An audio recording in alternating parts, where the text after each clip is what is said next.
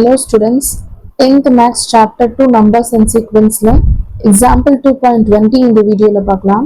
Find the general term for the following sequence அப்படின்னு சொல்லிட்டு நமக்கு சப்டிவிஷன்ஸ் கொடுத்துருக்காங்க. அதோட ஜென்ரல் டேர்ம் என்னன்றதை நம்ம எழுதணும்.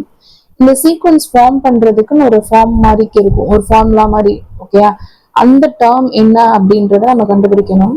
ஸோ ஃபர்ஸ்ட் சப்டிவிஷன் 3,6,9 எக்ஸெட்ரா அப்படின்னு போயிட்டே இருக்கு. இப்போ வந்து நம்ம எப்படி எழுதணும் அந்த ஜென்ரல் டேர்ம் அப்படின்னா டிஎன் அப்படின்னு சொல்லி போட்டுட்டு நம்ம வந்து நேம் கொடுத்து அந்த ஜென்ரல் டேர்மை எழுதணும். டிஎன் இஸ் ஈக்குவல் டு, இப்போ பார்த்தீங்கன்னா இது 3 டேபிள் இதாக இருக்கு. 3 1 is 3, 3 2s are 6, 3 3s are 9 அப்படின்னு. அப்போ 3 into n, n be the any natural numberன்னு வச்சுட்டு 3 into n வச்சிட்டோம் அப்படின்னா இந்த எல்லா டேர்ம்ஸும் வரும் இல்லையா. பாருங்க, 3 into 1 போட்டோம், n-க்கு பதிலாக 1 போட்டோம் அப்படின்னா 3, அடுத்து 2 போட்டோம் அப்படின்னா 6 வந்துடுது, அடுத்து 3 போட்டோம் அப்படின்னா 9 வந்துடுது. அந்த மாதிரி போயிட்டே இருக்கும். So n is a natural number அப்படின்னு சொல்லிட்டு முடிச்சிடலாம். ஸோ ஜென்ரல் டேர்ம், இந்த ஃபர்ஸ்ட் சீக்வன்ஸோட ஜென்ரல் டேர்ம் என்னது அப்படின்னா tn is equal to 3n.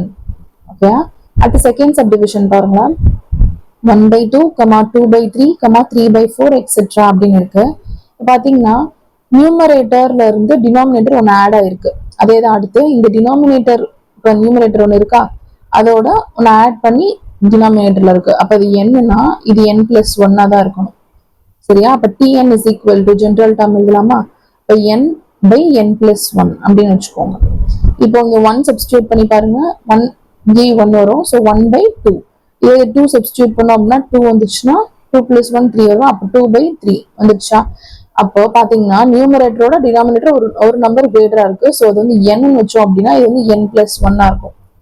அதான் ஜென்ரல் டேர்ம். அப்போ tn is equal to n/n+1, n be any natural number. Okay, அடுத்து இப்போ தேர்ட் சப்டிவிஷன் பார்த்துக்கலாம். தேர்ட் சப்டிவிஷன் என்ன கொடுத்துருக்காங்க, 5, -25, 125 எக்ஸெட்ரா அப்படின்னு இருக்கு. இப்போ நம்மளுக்கு என்ன ஆகுது அப்படின்னா ஒரு இது பாசிட்டிவ் வேல்யூ, ஒரு நெகட்டிவ் வேல்யூ அப்படி வந்திருக்கு. அப்போ வந்து நம்ம நெகட்டிவ் சைனும் கண்டிப்பா பார்த்துக்கிறணும்.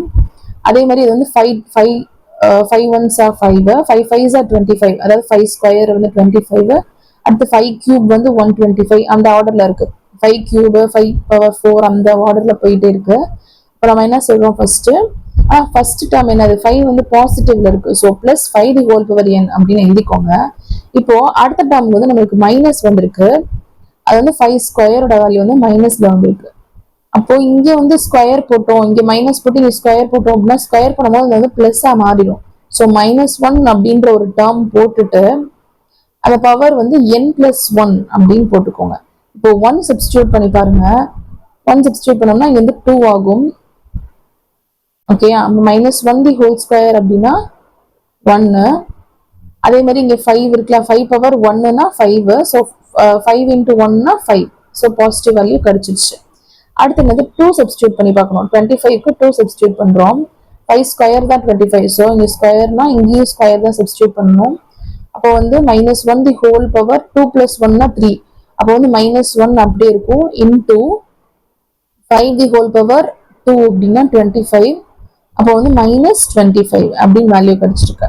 அப்போ tn-ஓட வேல்யூ என்னது, -1 power n+1 5 power n. Okay, இதோட அந்த சம் முடிஞ்சு. தேங்க்யூ.